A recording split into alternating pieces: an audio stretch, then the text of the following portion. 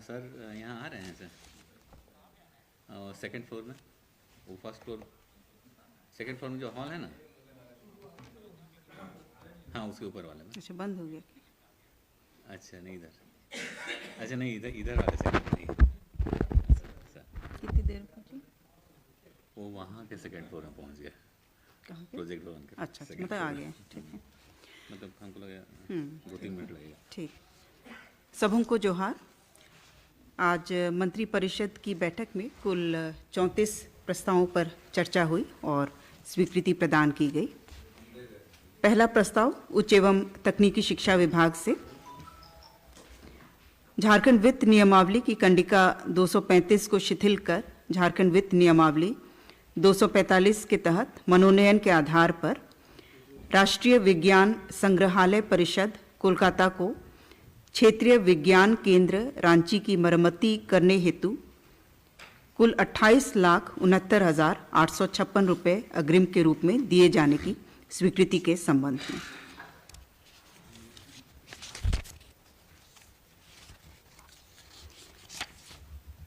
दूसरा प्रस्ताव स्वास्थ्य विभाग से राज्य के चिकित्सा महाविद्यालयों संस्थानों में नीट पीजी एग्जामिनेशन द्वारा चयनित उम्मीदवारों का स्नातकोत्तर चिकित्सा विज्ञान एवं पीजी एमडीएस में नामांकन हेतु पात्रता निर्धारण के संबंध में। इसके तहत पूर्व में ये बाध्यता थी कि जो जिन छात्रों ने झारखंड राज्य से ही अवस्थित जो चिकित्सा महाविद्यालय संस्थान हैं वहाँ से इन्होंने पढ़ाई की है, सिर्फ उन्हीं की पात्रता थी। लेकिन वर्तमान में झारखंड राज्य के स्थानीय निवासी एवं राज्य सरकार में सेवारत चिकित्सक भले ही वे राज्य के बाहर के चिकित्सा महाविद्यालय संस्थान से एमबीबीएस बीडीएस की परीक्षा उत्तीर्ण हो, वो राज्य कोटा के पीजी सीटों पर नामांकन के पात्र होंगे। तीसरा प्रस्ताव राजस्व निबंधन एवं भूमि सुधार विभाग से धनबाद जिलांतर्गत बलियारपुर अंचल में कुल 4.8 एकड़ भूमि कुल देय राशि 10,44,55,994 रुपये की अदायगी पर dedicated freight corridor corporation of India limited को विशेष रेलवे लाइन परियोजना निर्माण हेतु सशुल्क स्थायी भू हस्तांतरण करने के संबंध में। चौथा प्रस्ताव गृह कारा एवं आपदा प्रबंधन विभाग से स्पेशल ऑक्सिलरी पुलिस के दोनों वाहिनियों का कार्यकाल दिनांक 1/10/22 से 31/5/2027 तक विस्तारित करने के संबंध में। 5 साल के लिए 1/10/2022 से 31/5/2027।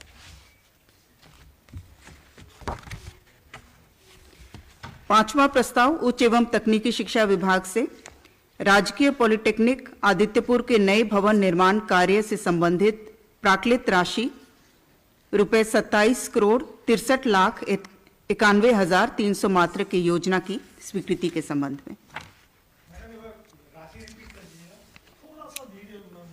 कुल राशि 27,63,91,300।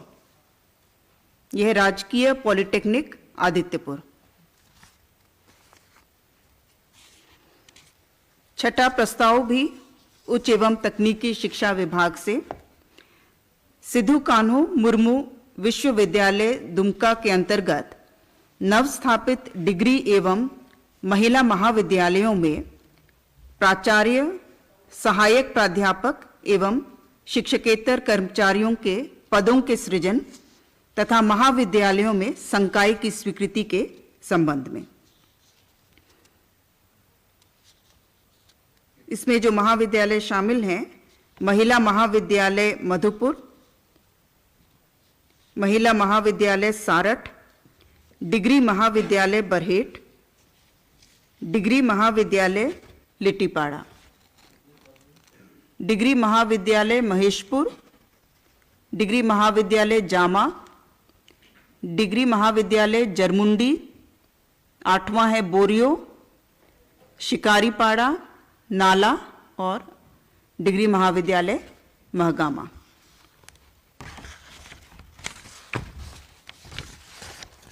सातवां प्रस्ताव उच्च एवं तकनीकी शिक्षा विभाग से बीआईटी सिंदरी के परिसर में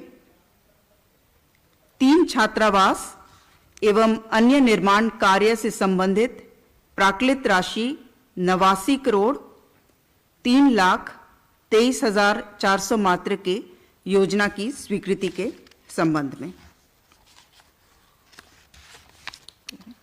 स्पष्ट है राशि।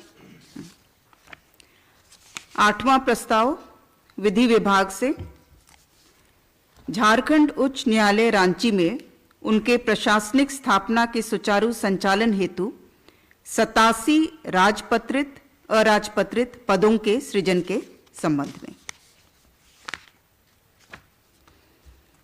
9वां प्रस्ताव पेयजल एवं स्वच्छता विभाग से केंद्र प्रायोजित योजना जल जीवन मिशन के तहत राज्यांतर्गत ग्रामीण क्षेत्रों में बहुग्रामीण एवं एकल ग्रामीण जलापूर्ति योजना के माध्यम से हर घर नल के माध्यम से जल उपलब्ध कराने हेतु योजना अवधि वर्ष 2024 तक लगभग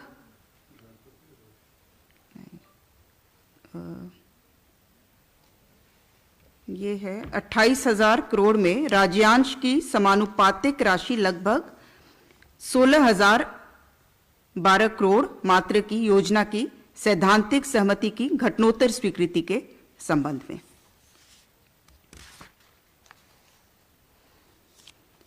दसवां प्रस्ताव ग्रामीण विकास विभाग से ग्रामीण विकास विभाग के अंतर्गत रांची जिलांतर्गत कांके रोड स्थित कृषि निदेशालय के उत्तरी छोर पर पलाश मार्ट का निर्माण हेतु वित्तीय वर्ष 2022-23 में झारखंड आकस्मिकता निधि से अग्रिम के रूप में स्वीकृत 4,40,15,400 मात्र पर घटनोत्तर स्वीकृति के संबंध में।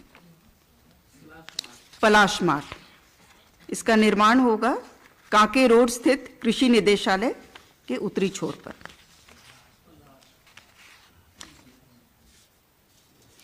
ग्यारहवां प्रस्ताव वित्त विभाग से पेयजल एवं स्वच्छता विभाग द्वारा संचालित RIDF 28 के तहत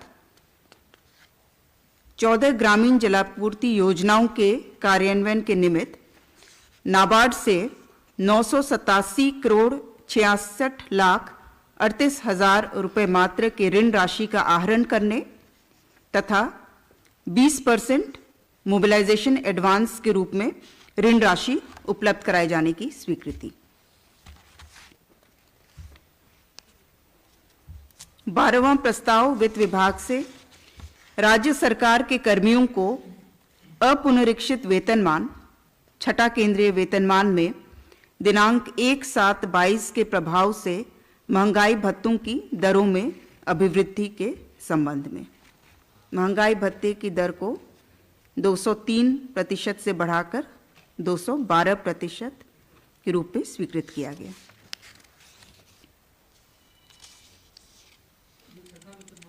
हाँ, ये छठा वाला है। राज्य सरकार के पेंशनधारियों पारिवारिक पेंशन भोगियों को अपुनरीक्षित वेतनमान, यह भी छठा केंद्रीय वेतनमान के अंतर्गत दिनांक 1/7/22 के प्रभाव से महंगाई राहत की दरों में अभिवृद्धि के संबंध में। 14वां प्रस्ताव राजस्व वित्त विभाग से राज्य सरकार के कर्मियों को अपुनरीक्षित वेतनमान पंचम वेतनमान में दिनांक 1/7/22 के प्रभाव से महंगाई भत्ता की दरों में अभिवृद्धि के संबंध में। ये 396% कर दी गई है। पहले 381% था, उसकी अभिवृद्धि करते हुए 396% स्वीकृत किया गया। 15वां प्रस्ताव वित्त विभाग से जल संसाधन विभाग द्वारा RIDF 28 के तहत सिकटिया वृहद सिंचाई परियोजना के कार्यान्वयन हेतु नाबार्ड से 451 करोड़ 61 लाख 1,000 रुपये मात्र के ऋण आहरण करने तथा कुल स्वीकृत ऋण राशि का 20% अर्थात 90 करोड़ 32 लाख 20,200 रुपये मात्र मोबिलाइजेशन एडवांस के रूप में उपलब्ध कराए जाने की स्वीकृति।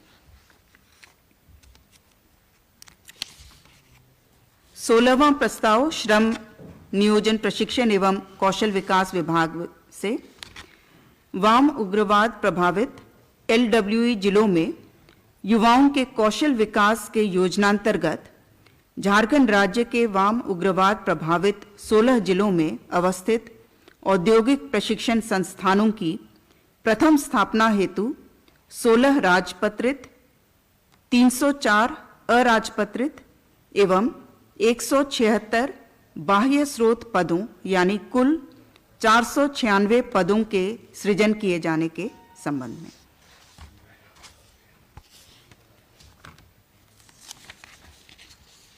सत्रहवां प्रस्ताव नगर विकास एवं आवास विभाग से केंद्र प्रायोजित योजना अटल नवीकरण एवं शहरी परिवर्तन मिशन 2.0 अमृत 2.0 मिशन अंतर्गत 56,281 लाख रुपए की लागत पर तकनीकी स्वीकृति प्राप्त रामगढ़ शहरी जलापूर्ति परियोजना की प्रशासनिक स्वीकृति के संबंध में।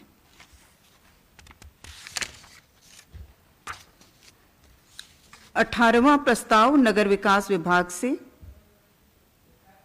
केंद्र प्रायोजित योजना अटल नवीकरण एवं शहरी परिवर्तन मिशन अमृत 2.0 अंतर्गत 112 करोड़ 29 लाख 82,000 रुपए की लागत पर तकनीकी स्वीकृति प्राप्त सिमडेगा शहरी जलापूर्ति परियोजना की प्रशासनिक स्वीकृति के संबंध में।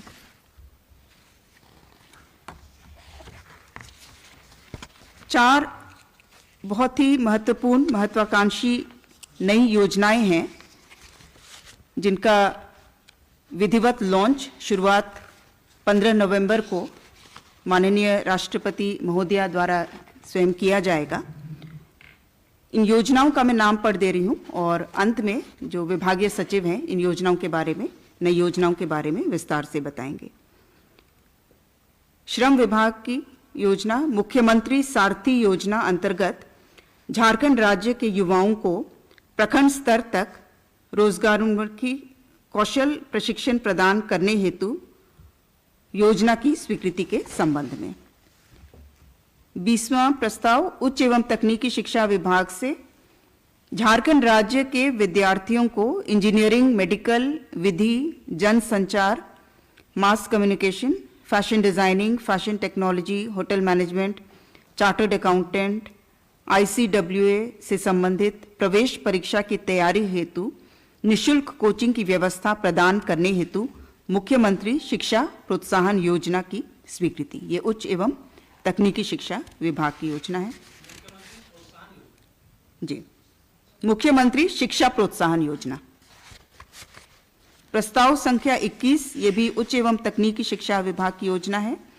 झारखंड राज्य के विद्यार्थियों को संघ लोक सेवा आयोग, झारखंड लोक सेवा आयोग, केंद्रीय झारखंड कर्मचारी चयन आयोग और विभिन्न भर्ती एजेंसियां जैसे बैंकिंग, रेलवे भर्ती बोर्ड आदि के द्वारा वर्ग A, B और C में भर्ती हेतु प्रतियोगिता परीक्षाओं की तैयारी कराने के उद्देश्य से निःशुल्क कोचिंग की व्यवस्था प्रदान करने हेतु एकलव्य प्रशिक्षण योजना की स्वीकृति।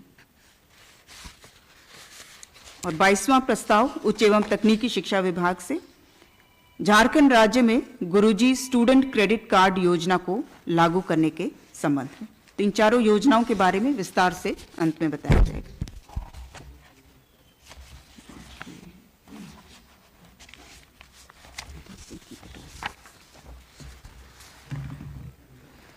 तेईसवां प्रस्ताव राजस्व निबंधन एवं भूमि सुधार विभाग से देवघर जिलांतर्गत पालाजोरी अंचल के मौजा खुन में अंतर्निहित कुल रकबा 33.44 एकड़ भूमि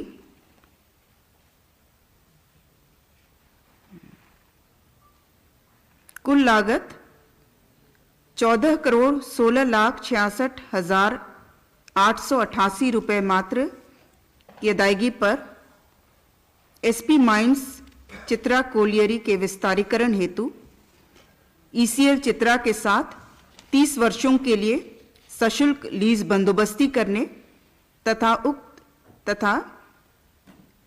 प्रस्तावित गोचर भूमि के प्रतिपूर्ति हेतु देवघर जिलांतर्गत अंचल पालो जोरी के मौजा मुर्गाबनी में कुल 28.23 एकड़ गोचर अधिसूचित करने के संबंध में।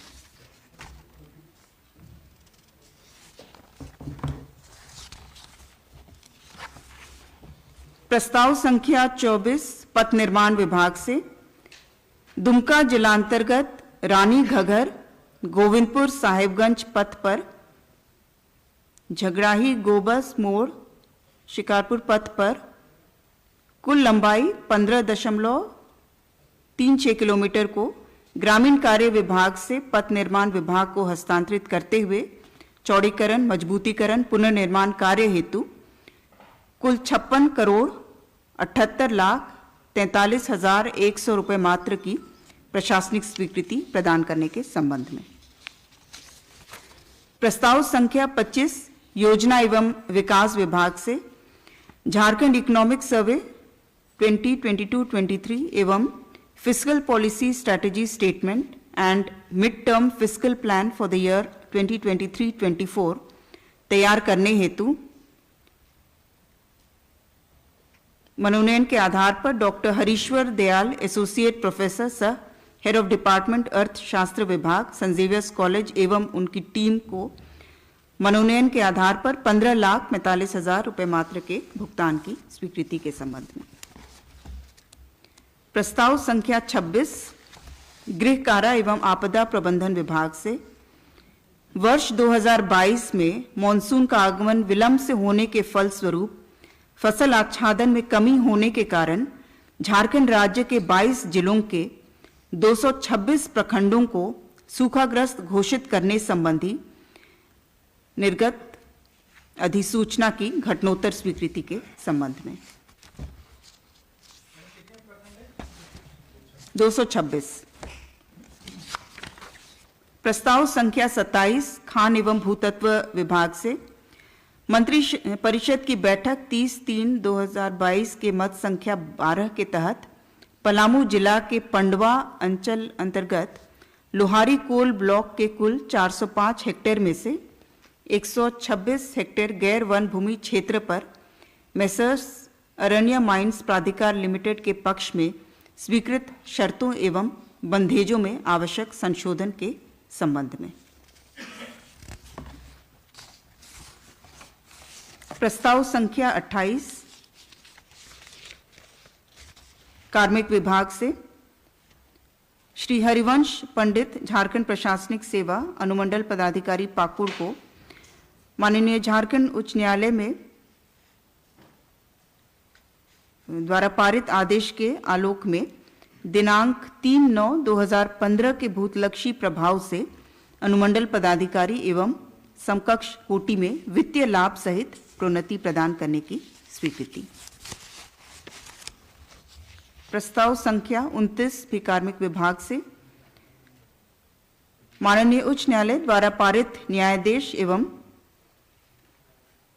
सदस्य राजस्व परिषद की अध्यक्षता में संपन्न विभागीय प्रोन्नति समिति की बैठक की अनुशंसा के आलोक में श्रीमती अलका कुमारी सहायक बंदोबस्त पदाधिकारी हजारीबाग को दिनांक 6/7/2015 के भूतलक्षी प्रभाव से मूल कोटि से अनुमंडल पदाधिकारी एवं समकक्ष कोटि में वित्तीय लाभ सहित सशर्त प्रोन्नति प्रदान करने की स्वीकृति। प्रस्ताव संख्या 30 पथ निर्माण विभाग से पथ प्रमंडल जमशेदपुर अंतर्गत construction of high level bridge over Swarnarekha river in Sakchi to Mango Road, including construction of elevated approaches towards Mango and Azad Basti, including proposal for land acquisition, utility shifting and R&R, etc. इस योजना में कुल लंबाई है 3.5 kilometre और इसके लिए स्वीकृत राशि 461 करोड़ 2,500। प्रस्ताव संख्या 31 पथ निर्माण विभाग से साहिबगंज जिलांतर्गत कीताझोर भोगनाडीह लखीपुर पथ, पहाड़पुर तलबरिया गोविंदपुर दुमका बरहेट साहिबगंज एडीबी पथ पर कुल लंबाई 10.1 किलोमीटर को पथ निर्माण विभाग को हस्तांतरित करते हुए चौड़ीकरण मजबूतीकरण कार्य हेतु 40 करोड़ 31 लाख 15,600 रुपये मात्र की प्रशासनिक स्वीकृति।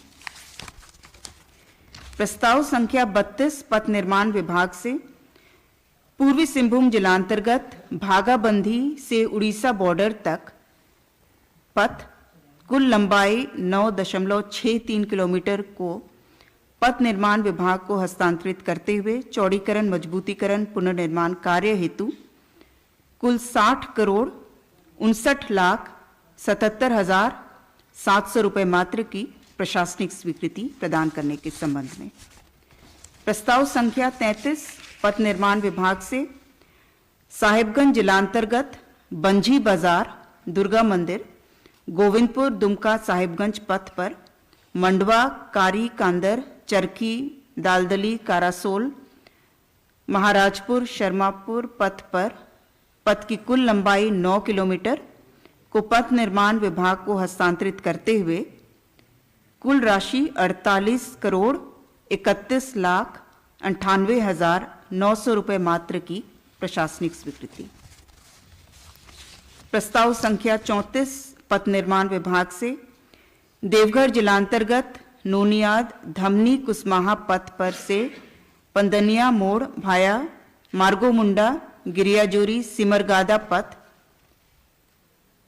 एवं मार्गो मुंडा लिंक पथ कुल लंबाई 11.05 किलोमीटर को ग्रामीण कार्य विभाग से पथ निर्माण विभाग को हस्तांतरित करते हुए चौड़ीकरण एवं मजबूतीकरण पुनर्निर्माण कार्य हेतु कुल राशि 41 करोड़ 89 लाख 22,800 मात्र की प्रशासनिक स्वीकृति प्रदान करने के संबंध में। प्रस्ताव संख्या 19 जो मुख्यमंत्री सारथी योजना है उसके बारे में श्रम विभाग के सचिव श्री प्रवीण टोप्पो विस्तार से बताएंगे।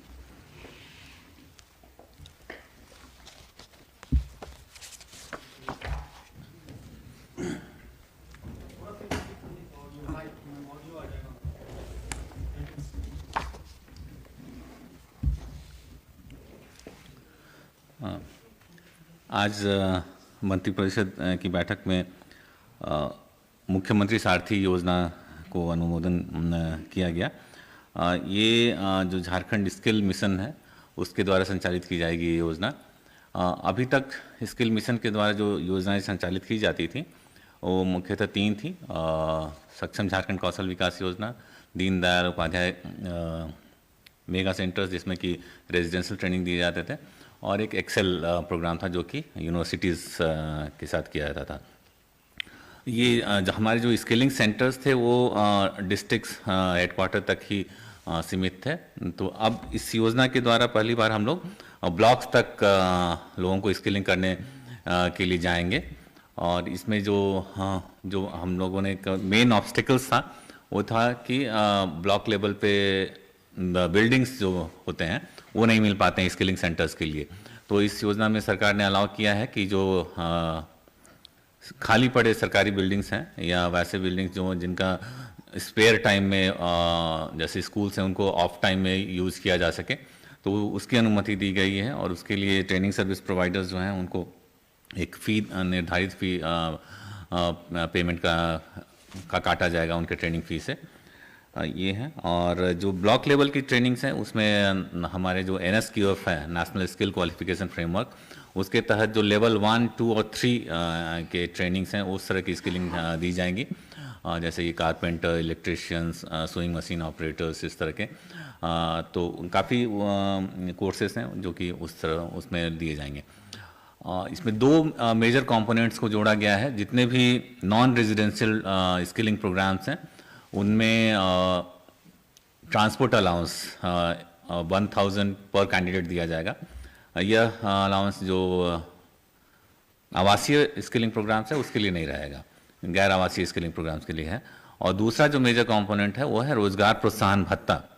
हमारे जितने भी लोग स्किलिंग करेंगे और अगर 3 महीने तक उन्हें रोज़गार नहीं मिल पाया तो वैसे लोगों को रोज़गार मिलने तक अथवा 1 साल तक सरकार प्रति माह लड़कों को 1000 रुपया प्रति माह 1 साल तक, और लड़कियों को या दिव्यांगों को 1500 रुपये प्रति माह 1 साल तक प्रोवाइड करेगी, या जब तक उनका रोज़गार मिल जाता है, जो भी पहले हो वो देगी। तो ये जो मेन कंपोनेंट्स हैं मुख्यमंत्री सारथी योजना के।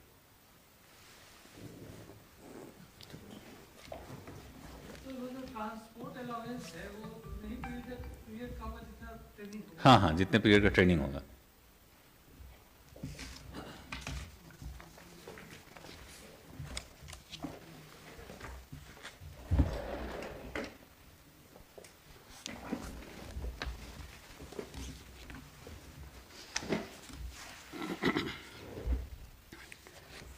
तीन स्कीम्स के बारे में आज हम लोग चर्चा करेंगे।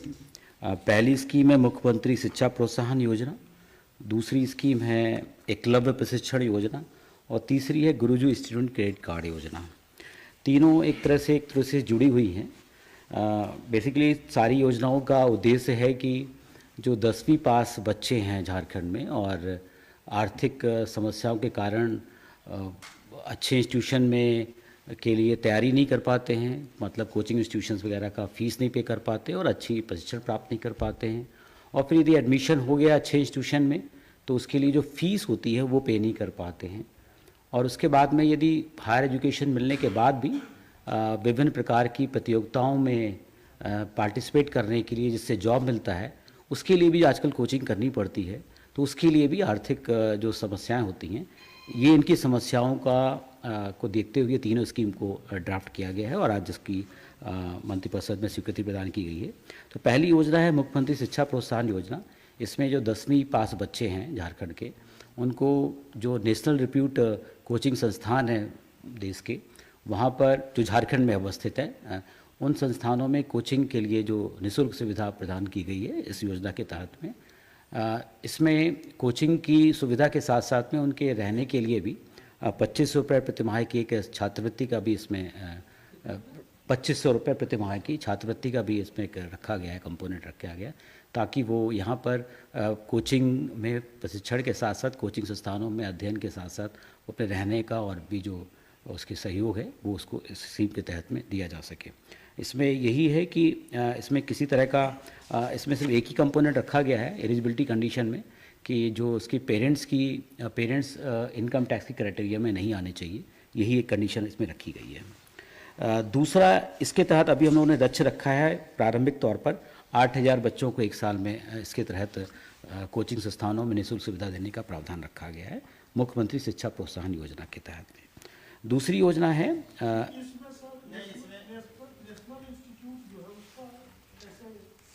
हाँ, इसमें कि एक इसका पैनल तैयार किया जाएगा, अलग अलग, जैसे इंजीनियरिंग के लिए हो गया, मेडिकल के लिए हो गया, क्लैट लॉ के लिए हो गया, चौथा है मास कम्युनिकेशन, पांचवा है फैशन डिज़ाइनिंग, छठा है होटल मैनेजमेंट और सातवां है चार्टर्ड अकाउंटेंट और ICWA। ये मंत्रिपरिषद से दोबारा होकर इसकी स्वीकृति, तुम्हारे संस्थानों की जो स्वीकृति है। जी, ये 7 तरह के कंपोनेंट रखे गए हैं। इसका जो चयन किया जाएगा बाद में वो एक पारदर्शी तरीके से उसके लिए विस्तृत गाइडलाइंस बाद में तैयार की जाएगी और बाद में फिर से इसका जो इंस्टीट्यूशन सेलेक्ट होंगे उनका कैबिनेट से अप्रूवल लिया जाएगा। ये एक उसका प्रावधान रखा गया है। अभी इसके तहत में प्रारंभिक तौर पर 8000 बच्चों को टारगेट किया गया है, जिसकी ये योजना अगले वित्तीय वर्ष से प्रारंभ होगी।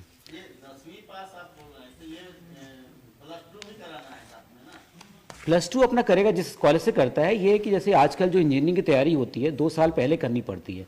12वीं के बाद लोग इंजीनियरिंग या क्लैट में या मेडिकल की एग्ज़ाम देते हैं, तो उसकी तैयारी के लिए वो 12th अपना जो भी स्कूल से जो प्रावधान होगा उसके तहत में करेगा। इस कोचिंग में एडमिशन के लिए 10वीं पास चाहिए होगा। कोचिंग संस्थानों में एडमिशन का 2 साल का होता है, कोचिंग प्रोग्राम्स होता है, तो आजकल जो तैयारियां होती हैं 1 से 2 साल की होती है, तो उसकी फ्रीडम है, वो कब लेना चाहता है, वो 12वीं अपना कहीं से भी कर सकता है, उसका है। उसके हिसाब से कोचिंग संस्थानों में जाने के लिए, जैसे यहाँ पे बच्चे फिटजी जाते हैं, एलन जाते हैं, ब्रदर्स एकेडमी जाते हैं, तो इन सब जो कॉलेज में स्कूल करने के बाद में वो जाते हैं, तो उसमें जो फीस लगेगी वो इसके तहत योजना के तहत प्रोवाइड की जाएगी। 10वीं से स्टार्ट हो जाएगा, 12वीं के साथ साथ कोचिंग की तैयारी करता है। 8,000 बच्चों का एक एंट्रेंस लिया जाएगा एग्जामिनेशन। जो लोग इच्छुक होंगे फ्री इसमें इस योजना के तहत का लाभ लेना चाहते हैं, उनका एक एंट्रेंस एग्जामिनेशन लिया जाएगा और प्रवेश परीक्षा के थ्रू उनका सिलेक्शन किया जाएगा, और उनको ये दिया जाएगा ऑप्शन कि किस कोचिंग, जो पैनल में हमारे ऑर्गेनाइजेशन से कोचिंग संस्थान है, किस कोचिंग संस्थान से वो कोचिंग करना चाहते हैं, उसमें उनका विकल्प लिया जाएगा और मेरिट के आधार पर उनका कोचिंग संस्थान का और प्लेस का सिलेक्शन किया जाएगा। और इसमें जो 8,000 बच्चों में, इसमें जो झारखंड की आरक्षण पॉलिसी है उसका भी प्रावधान को फॉलो किया जाएगा। दूसरी योजना है एकलव्य प्रशिक्षण योजना। इसके तहत में है कि जो लोग जॉब के लिए अभी प्रारंभिक तौर पर हमने रखी गई हैं, 5 कैटेगरी रखी हुई हैं। यूपीएससी संघ लोक सेवा आयोग की जो परीक्षाएं होती हैं, सिविल सेवा सर्विसेज होती हैं। दूसरा है झारखंड पब्लिक सर्विस कमीशन। तीसरा है बैंक पीओ और बैंक क्लर्क। चौथा है रेलवे भर्ती बोर्ड की परीक्षाएं, और 5वां है कर्मचारी चयन आयोग की जो परीक्षाएं होती हैं। ये 5 कंपोनेंट में जो लोग तैयारी करना चाहते हैं, सेम पैटर्न में जो मैंने मुख्यमंत्री शिक्षा प्रोत्साहन योजना बताई, उसी तरह एकलव्य प्रशिक्षण योजनाओं में भी पैनल तैयार किया जाएगा एक राज्य समिति द्वारा, और उसके बाद में उसको कैबिनेट से अप्रूवल लेने के बाद में, और सेम पैटर्न में उनका भी एडमिशन टेस्ट लिया जाएगा, और जो पहले प्रावधान रखे गए थे सेम प्रावधान इसमें भी एप्लीकेबल होंगे, लेकिन ये जॉब ओरिएंटेड कोचिंग होगा, जो 2500 रुपये इसमें ही मिलेगा। इसमें रखा गया, हम लोग टारगेट रखा है 27,000 का टारगेट रखा होगा जी। तीसरी योजना है जो इन दोनों के बीच की कड़ी है, वो है गुरुजी स्टूडेंट क्रेडिट कार्ड योजना। जब बच्चे का एडमिशन हो गया हायर इंस्टीट्यूशंस में, मेडिकल में, इंजीनियरिंग में, और उसकी जो फीस देने की प्रॉब्लम होती है या रहने की जो कॉस्ट होती है, उसमें जो परेशानियों का सामना करना पड़ता है, ये बैंक के माध्यम से स्कीम है जिसमें क्रेडिट कार्ड दिया जाएगा हर बच्चे को, और इसमें मैक्सिमम लिमिट है 15 लाख रुपए की लिमिट रखी गई है कि 4 साल का जो प्रोग्राम होगा, जो 3 साल का, जो भी हर एक अलग कोर्स का अलग अलग तरह का पाठ्यक्रम का प्रोग्राम होता है, बट इसमें जो प्रावधान रखा गया है कि इस योजना के तहत में मैक्सिमम 15 लाख रुपए का क्रेडिट दिया जाएगा इसमें, और ये एक बार में रिलीज नहीं किया जाएगा। जो इंस्टीट्यूशन की फीस होगी और उसकी फीस के मुताबिक उसको उतनी राशि को रिलीज किया जाएगा, लेकिन मैक्सिमम ओवरऑल पूरे कोर्स के ड्यूरेशन के दौरान सिर्फ 15 लाख रुपए मैक्सिमम होगा। इस 15 लाख में 30% मैक्सिमम 30% वो नॉन इंस्टीट्यूशनल एक्सपेंसेस में खर्च कर सकता है। नॉन इंस्टीट्यूशनल एक्सपेंसेस मतलब रहने में, खाने में, बुक्स परचेज करने में, लैपटॉप या जो भी अन्य सामग्रियां होती हैं अध्ययन के लिए रिक्वायरमेंट होती है, उसको पूरा करने के लिए पूरा कर सकेगा। तो जो ये 30% जो मैक्सिमम कंपोनेंट बोला है, ये स्टूडेंट को जाएगा, और बाकी सारा जो पैसा फीस होगी वो इंस्टीट्यूशन को जाएगा। सर, ये 15 लाख जो लोन होगा, ये कब तक चुकाना होगा? बताओ, ये स्टूडेंट को 4% की दर पे दिया जाएगा, और इसको चुकाने का समय रखा गया है 15 साल, और इसका जो EMI स्टार्ट होगा वो कोर्स कंप्लीट होने के बाद 1 साल का मॉरेटोरियम दिया गया है, उसके बाद से उसकी EMI स्टार्ट होगी। कोर्स समाप्त होने के बाद की जॉब लगने के बाद? कोर्स समाप्त होने के बाद में, कोर्स समाप्त होने के बाद 1 साल का उसको दिया गया है मॉरेटोरियम, उसके बाद से उसका EMI स्टार्ट हो जाएगा। एक बार इसमें रखा गया है इंस्टीट्यूट के सिलेक्शन के लिए 3 क्राइटेरिया रखा गया है, या ओवरऑल जो NIRF की रैंकिंग होती है इंस्टीट्यूशन में सिलेक्शन, उनकी 200 तक के अंदर में होना चाहिए, या डोमेन में, लाइक इंजीनियरिंग में या डेंटल में या मेडिकल में या लॉ के अंदर में, पर्टिकुलर डोमेन में उसकी रैंकिंग 100 के अंदर होनी चाहिए, या NAT का जो होता है ग्रेडिंग, उसमें A की श्रेणी में या उससे ऊपर की श्रेणी में होगा, तो उस तरह के इंस्टीट्यूशन में ही इसका लाभ दिया जाएगा। इसमें है कि जो संस्थानों का चयन होगा उसका ओवरऑल जो रैंकिंग होती है, यूनिवर्सिटी की, कॉलेज की ओवरऑल जो रैंकिंग होती है, जो NIRF निकालता है, उसके NIRF, तो इसके तहत में ओवरऑल 200 तक का रैंक में जो आएगा ऐसे इंस्टीट्यूशन होंगे, अथवा यदि डोमेन स्पेसिफिक लाइक इंजीनियरिंग की अलग रैंकिंग होती है, मेडिसिन की अलग रैंकिंग होती है, उसके तहत में भी NIRF की रैंकिंग होती है, उसके तहत में 100 के अंदर होगा। अथवा NAC की ग्रेडिंग होती है, NAC की ग्रेडिंग में A और B C भी आता है, लेकिन इसमें A या A+ होगा। इस तरह के संस्थानों का चयन किया जाएगा। तीनों अथवा में और में है, एक साथ मिला के नहीं है। तो इस तरह का एक क्राइटेरिया रखा गया है। और